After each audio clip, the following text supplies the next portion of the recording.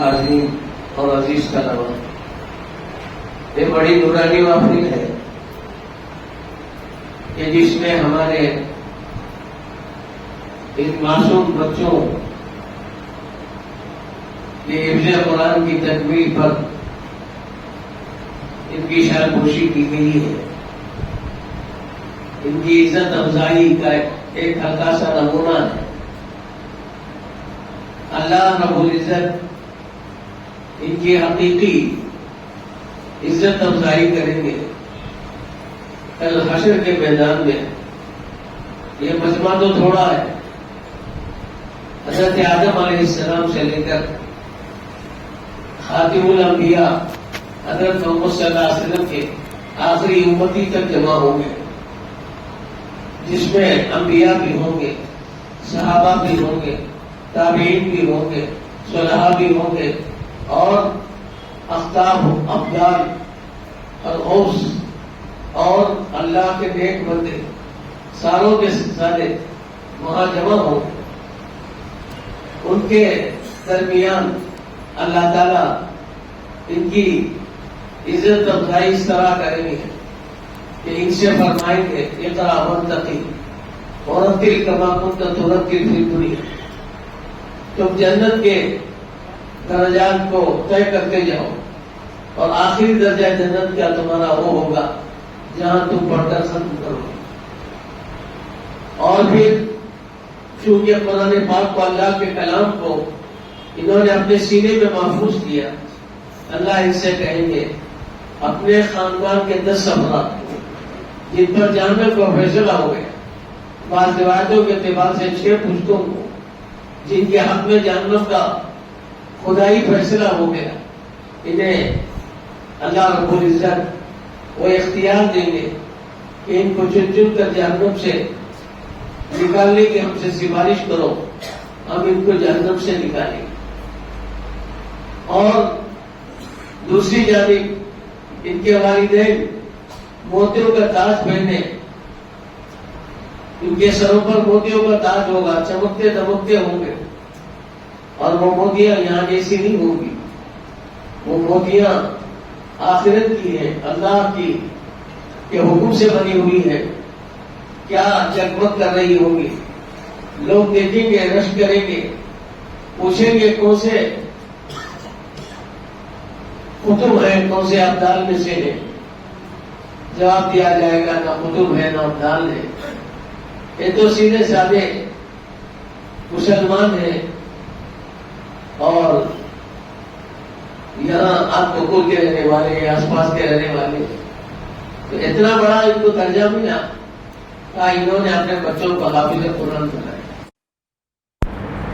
حافظ قرآن والدین کے لیے اتنی بڑی عزت کا سبب بنے اور جہنم سے چھٹکارا دلانے کے لیے اللہ اس کو ذریعہ بنائے تو کتنا خوش نصیب ہے. وجہ یہ ہے کہ اللہ کے کلام کو اس نے اپنے سینے میں محفوظ کیا، اور یہ اللہ کا کلام خود پڑھنے والے اور اس سینے میں محفوظ کرنے والے کے لیے ایک زندگی کی چمک ہے، زندگی کی رونق ہے، اور اس کے سکون کا ذریعہ ہے. اور دنیا اور آخرت کے سارے مسائل اللہ تعالیٰ نے قرآن پاک میں رکھے ہیں. وَنُنَزِّلُ مِنَ الْقُرْآنِ مَا هُوَ شِفَاءٌ وَرَحْمَةٌ لِّلْمُؤْمِنِينَ. یہ قرآن پاک یہ شفا ہے دنیا کے اعتبار سے بھی، جسمانی اعتبار سے بھی، روحانی اعتبار سے بھی، اور ایمان والوں کے لیے رحمت ہے. تو یہ قرآن پاک کا اپنے سینے میں محفوظ کرنا کوئی آسان نہیں ہے. یہ آیتیں ہیں جو اللہ کے دربار میں قرآن پاک ان کی سفارش کرے گا اور ان کے لیے کل قیامت میں نور بنے گا، اور قبر کے اندھیرے کو دور کرنے کا یہ قرآن پاک ذریعہ بنے گا. قرآن پاک کو اللہ نے اتارنے کے لیے رمضان جیسا مبارک مہینہ منتخب کیا. اللہ نے فرمایا شہر رمضان الذی انزل فیہ القرآن ھدی للناس وبینات من الھدی والفرقان. رمضان وہ مہینہ ہے جس میں اللہ تعالیٰ نے قرآن پاک نازل فرمایا، رمضان کا انتخاب کیا قرآن پاک کے نزول کے لیے، تو اللہ نے زمانہ بھی ایسا چنا کہ جو سارے زمانوں میں سے بہت ہی قابل احترام زمانہ ہے اور قابل قدر زمانہ ہے۔ حضور پاک صلی اللہ علیہ وسلم رمضان کا انتظار 2 مہینہ پہلے سے کرتے تھے۔ جب رجب آتا نبی کریم صلی اللہ علیہ وسلم کی دعاؤں کا اہتمام کرتے، اللہم بارک لنا فی رجب و شعبان وبلغنا رمضان۔ رجب کے مبارک مہینے ہی سے اللہ کے نبی صلی اللہ علیہ وسلم اللہ سے رمضان میں پہنچنے کی دعا کرتے تھے۔ کتنا مبارک مہینہ ہے کہ جس میں فرشتے اللہ سے دعائیں کرتے رہتے ہیں۔ ایک فرشتہ تو مستقل مقرر ہے اس دعا کے لیے، یا باغی الخیر اقبل یا باغی الشر ادبر، اے خیر کے طلبگار۔ رمضان میں تو اللہ نے سرکش شیاطین کو مقید کر دیا، اور رمضان میں اللہ نے روزوں کے ذریعے نفس امارہ کو کمزور بنا دیا۔ اب تجھے برائی کی طرف جانے کے لیے کوئی ذریعہ سبب نہیں ہے، اب تیرے لیے میدان صاف ہے۔ اے نیکی کی طرف آگے بڑھنے والے، نیکی میں آگے بڑھ جا۔ اور ایسے مہینے میں بھی جب کہ اللہ نے برائی کی طرف جانے کے لیے جو سبب بنتے ہیں ان کو روک دیا ہے اور ان کا قلا خمہ کر دیا ہے، تو ایسے زمانے میں بھی تو برائی کی طرف جائے، تو کہا کہ برائی کی طرف مت جا، رک جا، نیکی کی طرف جا۔ رمضان میں ہر رمضان کے مہینے میں ہر روزے دار کی دعائیں قبول ہوتی ہیں۔ ہر صبح میں دعا اس کی قبول ہوتی ہے، ہر شام میں اس کی دعا قبول ہوتی ہے، اور حدیث میں تو آتا ہے ایک دعا تو ضرور قبول ہوتی ہے۔ اور افطار کے وقت تو کیا کہنے، افطار کے وقت اللہ کی رحمت متوجہ ہوتی ہے، اور اللہ رب العزت اپنے بندوں سے کہتے ہیں کہ اے بندو، دن بھر تم بھوکے رہے، کس کے لیے رہے؟ میرے لیے رہے، اور تم نے میرے لیے اپنے کھانے پینے کو روکے رکھا، اور آج افطار کرنے جا رہے ہو۔ فرمایا حضور پاک صلی اللہ علیہ وسلم نے جب دعا کرتا ہے روزہ دار تو اللہ تعالیٰ اس کی دعا کو قبول کرتے ہیں، اور اس دن کے سارے روزہ داروں کو اللہ تعالیٰ ان کے روزوں کو قبول کر لیتے ہیں، اور جہنم سے چھٹکارا عطا فرماتے ہیں۔ جن پر اللہ نے جہنم کا فیصلہ کر دیا، روزے داروں کی دعا کی برکت سے اللہ تعالیٰ ان کو جہنم سے چھٹکارا عطا فرماتے ہیں۔ نبی کریم صلی اللہ علیہ وسلم اس مبارک مہینے میں بڑے واضح و نصیحت فرماتے تھے، اور صحابہ کرام کو اس کی طرف راغب فرماتے تھے۔ تو میرے دوستو، ایسا مبارک مہینہ، اس مہینے میں اللہ نے قرآن پاک کو نازل فرمایا۔ آپ اندازہ کریں قرآن پاک اللہ کے نزدیک کتنا اس کا احترام ہے، کتنی اس کی قیمت ہے۔ لا یمسہ الا المطہرون، اللہ فرماتے ہیں کہ ہمارے کلام کو بغیر پاکی کے چھو نہیں۔ اس لیے علماء کرام فرماتے ہیں اگر وضو نہیں ہے تو قرآن پاک کو چھو نہیں سکتے۔ ہاں، پڑھنے کی تو اجازت ہے، لیکن وضو کر کے پڑھیں گے تو اس کے انوارات ہی کچھ اور ہوں گے، لیکن بغیر وضو، بلا وضو کے قرآن پاک کو چھونا بھی نہیں۔ اور حدث اکبر ہے، جنوبی ہے، تو نہ وہ قرآن پڑھ سکتا ہے نہ وہ قرآن چھو سکتا ہے، اس لیے کہ اللہ کا کلام ہے۔ یہ ایرا غیرہ نتو خیرہ کا کلام نہیں۔ اب اس کلام کو اللہ نے جن سینوں میں محفوظ کیا ہے، وہ سینے اللہ کے پاس بڑے قیمتی ہیں، ورنہ تو اللہ کے کلام کی یہ قیمت ہے، یہ وزن ہے، یہ ثقل ہے کہ پہلی وحی جب حضور صلی اللہ علیہ وسلم پر آئی ہے، پورا کلام ایک دم حضور پر نازل نہیں ہوا، دھیرے دھیرے آپ کے 22-23 سالہ مدت نبوت کی مدت میں قرآن پاک اترتا رہا، لیکن پہلی مرتبہ جب غار حرا میں یہ قرآن کی چند آیتیں اتری ہیں، اقرأ بسم ربک الذی خلق، خلق الانسان من علق، اقرأ وربک الاکرم الذی علم بالقلم، علم الانسان ما لم یعلم۔ حضور پاک صلی اللہ علیہ وسلم بے ہوش ہو گئے، آپ شرابور ہو گئے، اور آپ سیدھا حضرت خدیجہ رضی اللہ تعالی عنہ کے پاس تشریف لائے، اور فرمایا یا خدیجہ لقد خشیت علی نفسی، خدیجہ مجھے تو اپنی جان کا ڈر لگ رہا ہے کہ میں اب دنیا سے چلا جاؤں تب چلا جاؤں. اتنا ثقل تھا اللہ کے کلام کا. حالانکہ حضور صلی اللہ علیہ وسلم اتنے بھاری بھرکم تھے کہ حدیث میں خود آتا ہے کہ نبی کریم صلی اللہ علیہ وسلم کو جنت کے 100 مردوں کی طاقت دی گئی. ایک جنت کا مرد دنیا کے 100 مردوں کے برابر ہے. 40 جنت کے مردوں کی طاقت دی گئی. جنت کا ایک مرد دنیا کے 100 مردوں کے برابر ہے. اس حساب سے آپ صلی اللہ علیہ وسلم کو کتنی طاقت دی گئی؟ ظاہری طاقت ایسی، باطنی قوت، باطنی کمالات سارے فرشتوں کے جو سردار ہیں حضرت جبرائیل علیہ السلام، جن کے بارے میں اللہ نے قرآن میں خود فرمایا انہ لقول رسول کریم ذی قوت عند ذی العرش مکین مطاع ثم امین. حضرت جبرائیل علیہ السلام اللہ سے طاقت لیے ہوئے ہیں، فرشتوں کی جماعت کے سردار ہیں، اور ان کا مقام اوپر آسمانوں میں سدرۃ المنتہا ہے. حضور پاک صلی اللہ علیہ وسلم کے ساتھ معراج کی رات میں چلتے ہیں اور سدرۃ المنتہا پر پہنچ کر رک جاتے ہیں اور 10 برس عرض کرتے ہیں، جس کو حضرت سعدی رحمۃ اللہ علیہ کی زبان نے کہا اگر ایک سرے منہ برتر برم فروغ تجلی بسوزت کرم.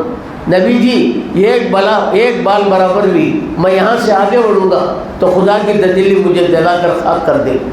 میرے آقا صلی اللہ علیہ وسلم آگے تشریف لے جاتے ہیں. کتنے اللہ سے قریب ہوئے محمد صلی اللہ علیہ وسلم جانے اور اللہ جانے.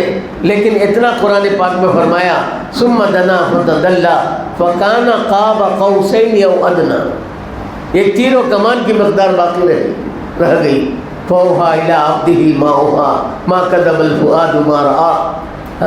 دل نے جھٹلایا نہیں جو آنکھوں سے دیکھا اللہ کی قدرت کو اور اللہ کے جلال و جبروت کو نبی کریم صلی اللہ علیہ وسلم نے. تو بہرحال معراج کی رات یہ اتنا نظارہ آپ کر کے آئے. یہ آپ کا آپ کے باطنی کمالات تھے، آپ کی روحانی طاقت تھی. جسمانی طاقت تو یوں 40 جنتوں کے مردوں کی طاقت، اور روحانی طاقت ایسی کہ جہاں جبرائیل جا نہیں سکے، جہاں کوئی فرشتہ دم مار نہ سکا، حضور پاک صلی اللہ علیہ وسلم پورا نظارہ کر کے آئے. اس کے باوجود عرض کرنے کا مقصد یہ ہے کہ جب اللہ کا کلام پہلی مرتبہ آپ پر نازل ہوا، حضور پاک صلی اللہ علیہ وسلم شرابر ہو گئے، پسینے میں بھیگ گئے، آپ پر کپکپی طاری ہو گئی. اور حضرت خدیجہ سے فرمایا خدیجہ اب مجھے اپنی جان کا ڈر لگ رہا ہے. حضرت خدیجہ نے تسلی دیا. عورتیں جب دیندار ہوتی ہیں، عورتیں جب آخرت کو پہچانی ہوئی ہوتی ہیں، عورتیں اللہ پر جب ان کا یقین ہوتا ہے تو پھر وہ مردوں کی تسلی کا سامان بنتی ہیں، مردوں کے لیے مدد. اب حضرت خدیجہ رضی اللہ تعالیٰ عنہ کیا کہنے ہو حضرت خدیجہ کے، اللہ ساری امت کی طرف سے ان کو جزائے خیر عطا فرمائے. امام الانبیاء کے لیے تسلی کا سامان بنی. حضور صلی اللہ علیہ وسلم سے فرمایا انک لتحمل الکل. نبی جی آپ بوجھ والے کا بوجھ اٹھاتے ہیں، اللہ آپ کو کیسے ضائع کرے گا؟ اور آپ مہمانوں کی مہمان نوازی کرتے ہیں، اللہ آپ کو کیسے ضائع کرے گا؟ آپ حاجت مندوں کی حاجت کو پورا کرتے ہیں تو پھر اللہ آپ کو کیسے ضائع کرے گا؟ جو ضرورت مند آتے ہیں آپ ان کو عطا فرماتے ہیں. ایسے جن کو ضرورت ہے اللہ کے بندوں کے لیے ایسوں کی، اللہ تعالیٰ ایسوں کو ضائع کریں گے. مزید بنا حضرت برقہ ابن نوفل جو ایسے زمانے میں جاہلیت کے زمانے میں آسمانی کتابوں کے ماہر تھے، آسمانی کتاب پر ان کا یقین تھا. وہ اہل کتاب تھے، وہ جاہلیت کی طرح، جاہلیت کے زمانے میں جاہلوں کی طرح نہیں تھے. تو حضرت برقہ ابن نوفل کے پاس حضرت خدیجہ لے جاتی ہیں اور حضور صلی اللہ علیہ وسلم کو وہاں حضور صلی اللہ علیہ وسلم ذکر کرتے ہیں. سرکار دو عالم صلی اللہ علیہ وسلم سارا واقعہ سن کر فرماتے ہیں گھبرائیے مت، یہ ناموس ہے، یہ فرشتہ ہے جبرائیل جو حضرت موسیٰ کے پاس بھی آتے تھے. اور ایک بات فرماتے ہیں حضور صلی اللہ علیہ وسلم، ہمیں اس پر غور کرنا ہے. ایک فرماتے ہیں حضرت برقہ فرماتے ہیں حضور صلی اللہ علیہ وسلم سے کاش میں اس وقت زندہ رہتا جب آپ کی قوم آپ کو آپ کے شہر سے نکالے گی، میں آپ کی بھرپور مدد کرتا.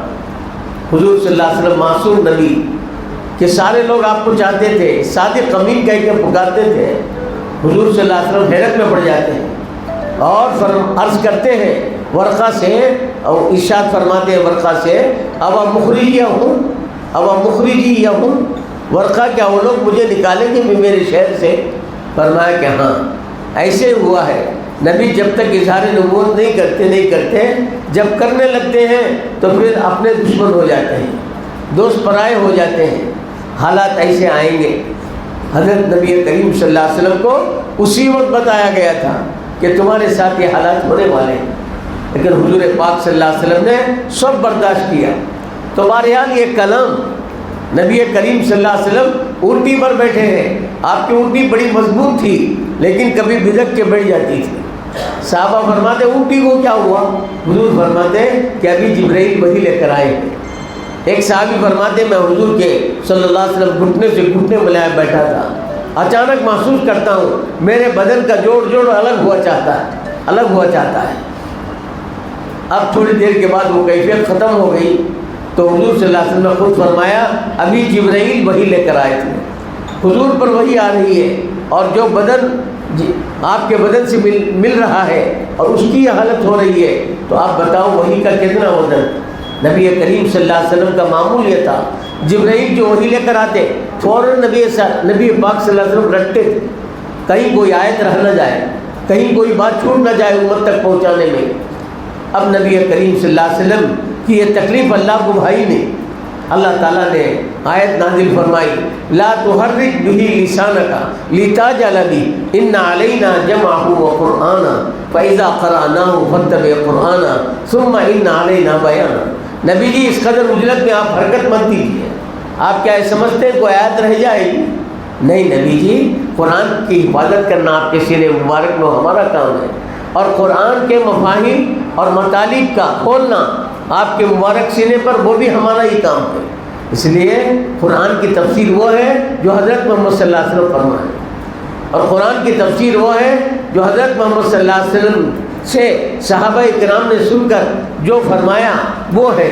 قرآن کی تفسیر کوئی اپنی طرف سے بیان کرے گا تو فرماتے ہیں وہ تفسیر بالرائے ہوگی، اور تفسیر بالرائے کے بارے میں حدیث میں آتا ہے فَلْيَتَبَوَّأْ مَقْعَدَهُ مِنَ النَّارِ، تو جہنم میں وہ اپنا ٹھکانہ بنا لے۔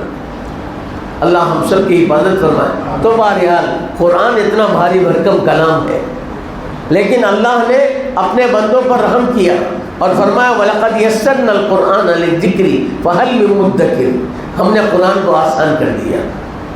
ہے کوئی نصیحت حاصل کرنے والا؟ ہے کوئی ہماری بات کو سمجھنے والا؟ کتنا ابھی دیکھو کتنا 8 سالہ بچہ 7 سالہ بچہ ہمارا پورا قرآن محفوظ کر لیتا ہے اپنے سینے پہ، ایک بیٹھک میں قرآن سنا دیتے ہیں، اور پکا قرآن ابھی 6 مہینے میں 8 مہینے میں 1 سال کے اندر ایک طالب علم نے قرآن پاک یاد کر لیا۔ ورنہ تو کوئی کتاب چیلنج ہے دنیا کو، کوئی ایسی ہے کہ آدمی اس کو یاد کر لے اور یاد کرنے کے بعد محفوظ بھی رہے۔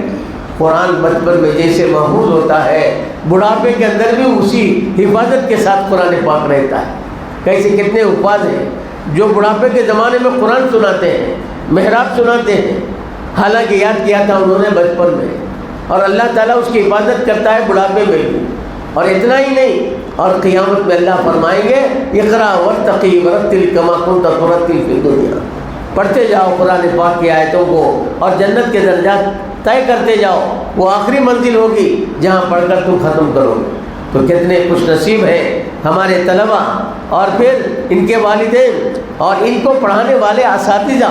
اللہ اکبر، انسان دنیا سے چلا جاتا ہے، اب عملوں کا سلسلہ بھی ختم ہو جاتا ہے، لیکن حضور فرماتے ہیں الا من ثلاث، مگر 3 چیزیں ہیں برابر اس کے پیچھے جاری رہتی ہیں اور اس کا ثواب اجر ملتا رہتا ہے۔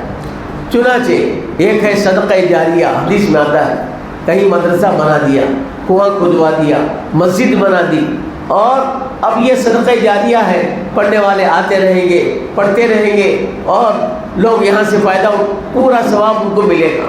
دوسری چیز یہ ہے کہ علم سکھا دیا، ہاں استاد اساتذہ کرام نے اپنے بچوں کو، اپنے طلباء کو علم سکھایا، قرآن سکھایا، قرآن یاد کرایا، اور یاد کر جتنا یہ پڑھتے رہیں گے، پڑھاتے رہیں گے، سارا اجر ان اساتذہ کو ملے گا، دنیا سے جانے کے بعد بھی ملے گا، اور ان کا سلسلہ چلے گا اور قیامت تک چلے گا۔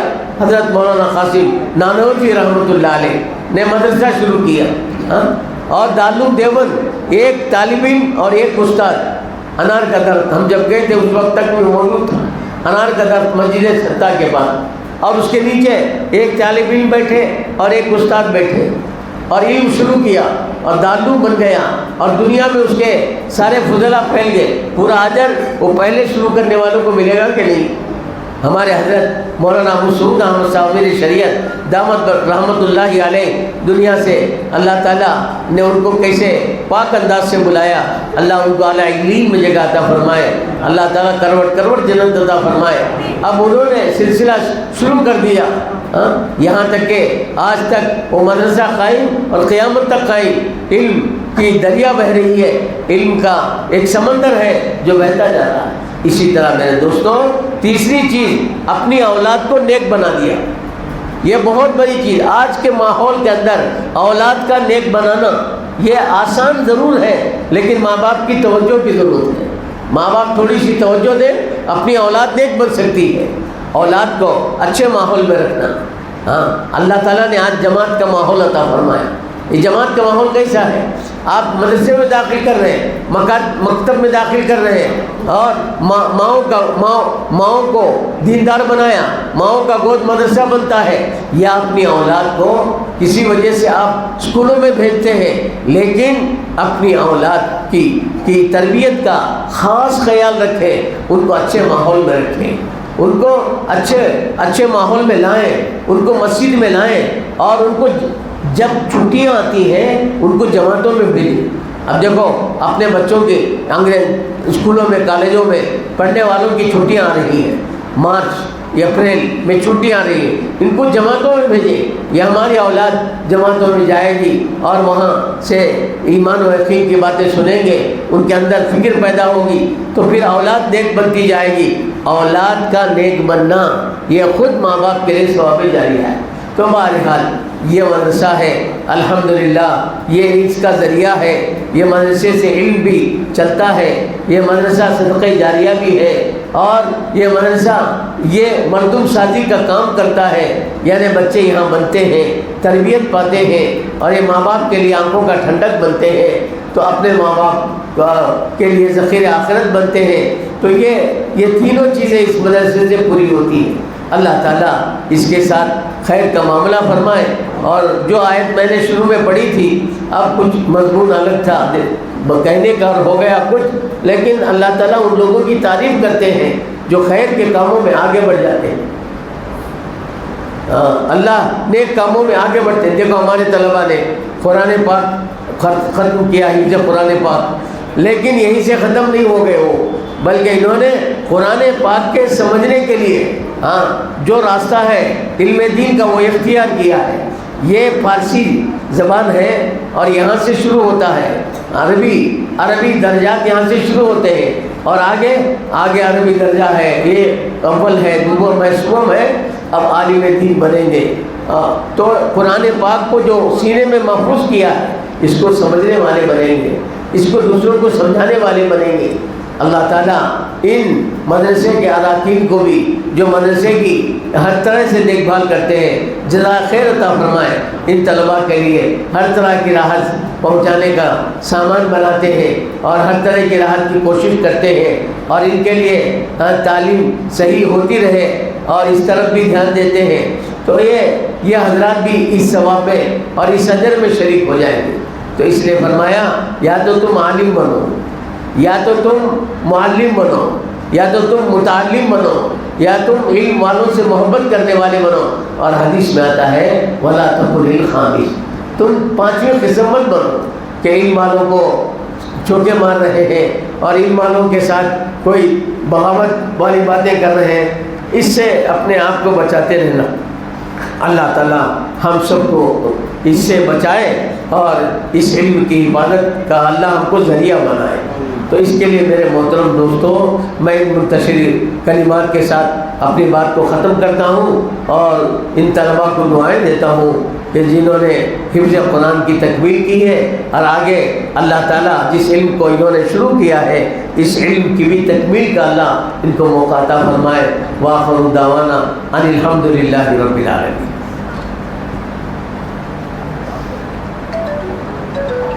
ماشاءاللہ حضرت اللہ دامت برکاتہ نے ہم سب کے لیے بالخصوص حفاظ کرام کے لیے بہت بڑی قیمتی نصیحت فرمائی ہے۔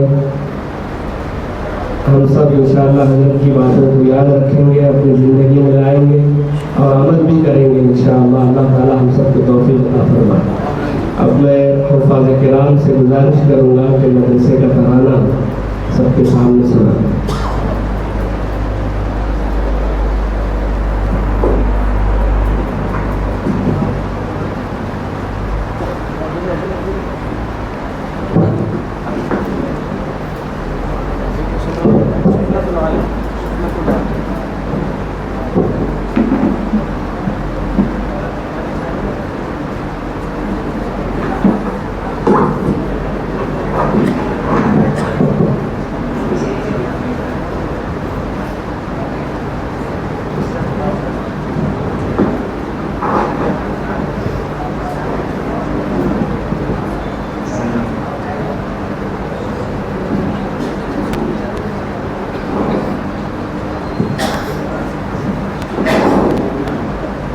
السلام علیکم ورحمۃ اللہ وبرکاتہ۔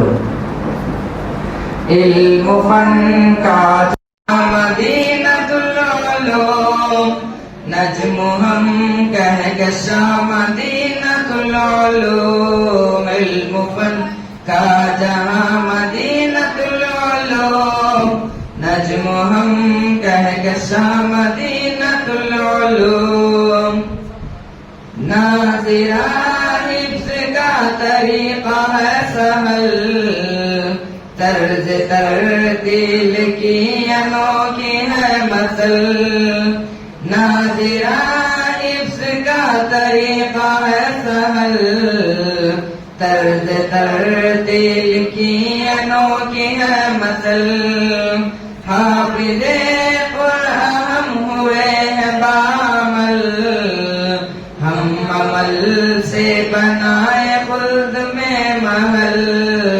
علم دین کا نشاں مدینۃ العلوم، نجم ہم کہکشاں مدینۃ العلوم۔ علم فن کا جہاں مدینۃ العلوم، نجم ہم کہکشاں مدینۃ العلوم۔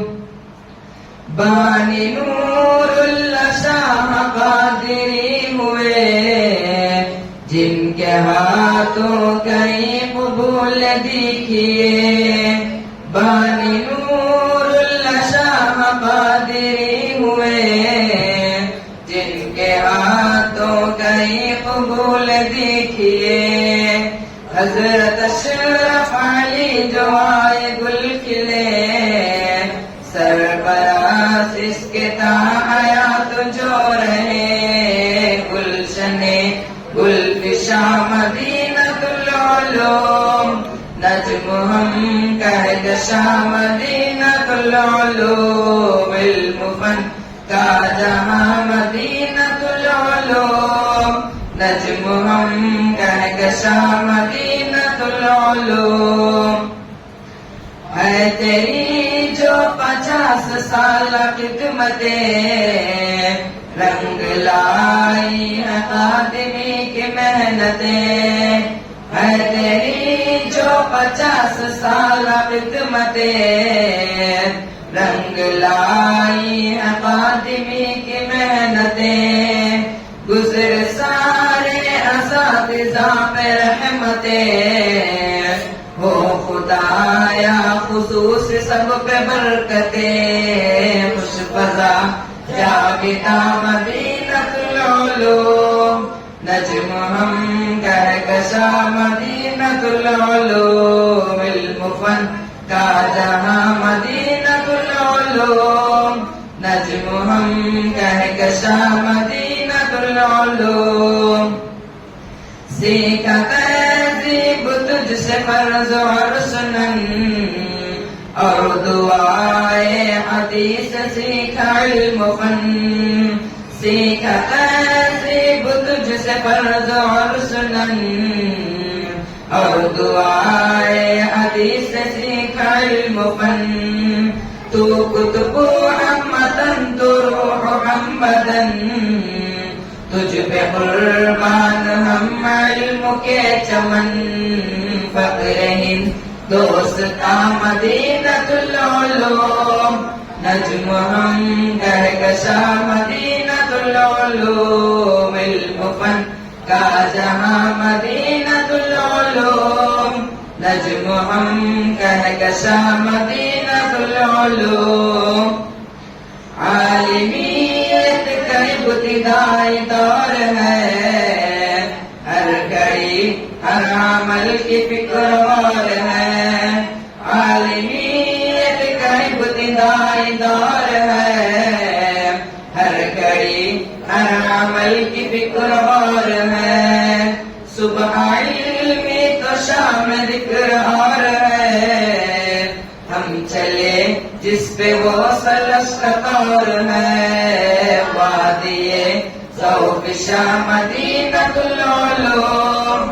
نجم ہم کہکشاں مدینۃ العلوم علم فن کا جہاں مدینۃ العلوم نجم ہم کہکشاں مدینۃ العلوم حضرت محتمم ہے اپنے مشفقم اور معلم ہمارا سراپ ہے کرم حضرت محتمم ہے اپنے مشفقم اور معلم ہمارا سراپ ہے کرم تربیت پائی ان سے پائے ہے نعم اور اپنا یہ شہر بھی ہے محترم ہے یہ شاہ زماں مدینۃ العلوم نجم ہم کہکشاں مدینۃ العلوم علم فن کا جہاں مدینۃ العلوم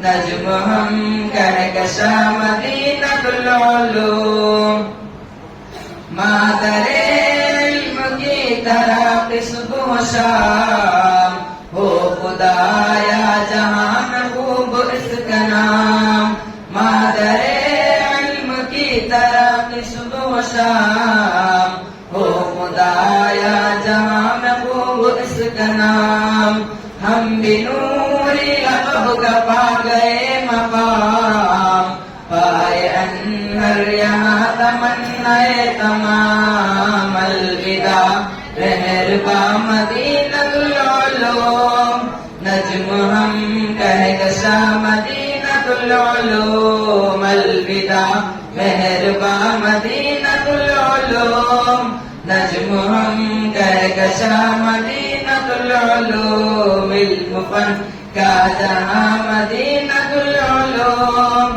نجم ہم کہکشاں مدینۃ العلوم السلام علیکم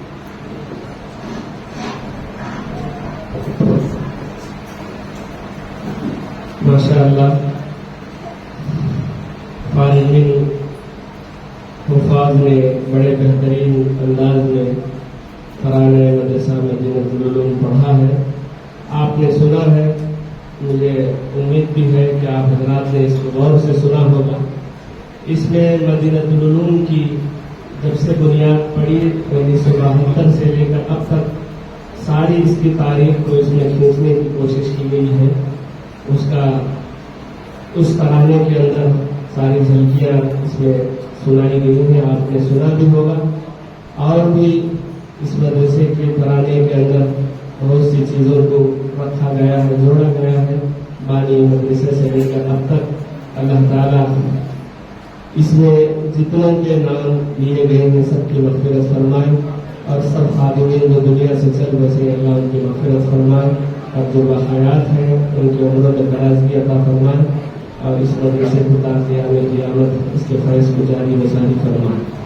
اب میں حضرت قبلہ سے دعا کی درخواست کرنے سے پہلے آئے ہوئے مہمان علماء کا نام بنام شکریہ ادا کرتا ہوں کہ انہوں نے اپنا قیمتی وقت نکال کر مدرسے کی مادر علم کی محبت میں ان حفاظ کرام جو 7 طلبہ اس وقت حفظ ختم کیا ہے اس مختصر پروگرام میں حصہ لے کر ہماری ہمت افزائی فرمائی، اور اسی طرح ہمارے شہر کے مساجد کے متولی حضرات نام بنام میں ان کا بھی شکریہ ادا کرتا ہوں، مسجد مومن، مسجد نئے پیٹ، مسجد یاسین، مسجد عائشہ، اور اسی طرح عیدگاہ مسجد، اور اسی طرح ہمارے عمر فاروق مسجد اسلام پیٹ، اور بھی بہت سے آئے ہیں، کسی کا نام چھوٹ گیا ہے میں معذرت چاہتا ہوں، اور بھی بہت سے ہمارے طلبا کے والدین، رشتہ دار، دیگر مہمانان اپنا وقت نکالے ہیں مدرسے کے لیے اس پروگرام میں۔ اللہ تعالیٰ آپ سب کو قبول فرمائے اور آنے کو اللہ تعالیٰ آپ کو اس کا بہترین صلہ اور بدلہ عطا فرمائے۔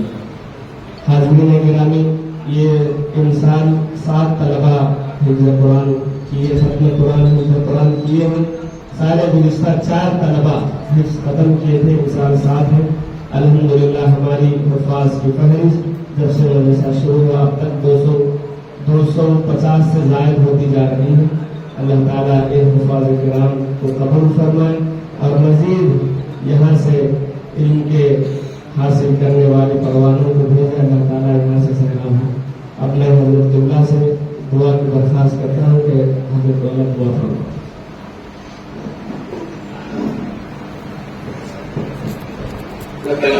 اللهم صل على سيدنا محمد وعلى آل سيدنا محمد وبارك وسلم. ربنا آتنا في الدنيا حسنة وفي الآخرة حسنة وقنا عذاب النار. ربنا لا تزغ قلوبنا بعد إذ هديتنا وهب لنا من لدنك رحمة إنك أنت الوهاب. اللهم إنا نسألك الهدى والتقى والعفاف والغنى. اللهم باعد بيننا وبين خطايانا كما باعدت بين المشرق والمغرب. اللهم إنا نسألك علما نافعا وعملا متقبلا ورزقا حلالا طيبا وشفاء من كل داء. اللهم شرفنا بالتقوى وجملنا بالعافية وارزقنا الجنة يا رب العالمين. اللهم وفقنا لما تحب وترضى واجعل آخرتنا خيرا من الأولى. اللهم أرنا الحق حقا وارزقنا اتباعه وارنا الباطل باطلا وارزقنا اجتنابه. اے اللہ ہمارے گناہوں کو معاف فرما، ہمارے خطاؤں سے درگزر فرما. اے اللہ اس مدرسے کو قیامت قیامت جاری اور ساری فرما. اے اللہ اس کے چلنے کی غیب سے شکلیں پیدا فرما. اے اللہ آج جو طلبہ اے اللہ تکمیل حفظ قرآن جنہوں نے کی ہے، اے اللہ ان کے تکمیل حفظ قرآن کو قبول فرما. اے اللہ ان کے سینے میں اس کی حفاظت فرما. اے اللہ ان کی زندگی کو قرآن مجید کے مطابق بنا. اے اللہ اس قرآن مجید کے بعد اے اللہ حفظ قرآن کے بعد انہوں نے عالمیت کی جو ابتدا کی ہے، اے اللہ اس کو انتہا تک ان کو پہنچا. اے اللہ تو ہم سب سے راضی ہو جا. اے اللہ ہماری اولاد کے ہمیں تربیت کی توفیق عطا فرما.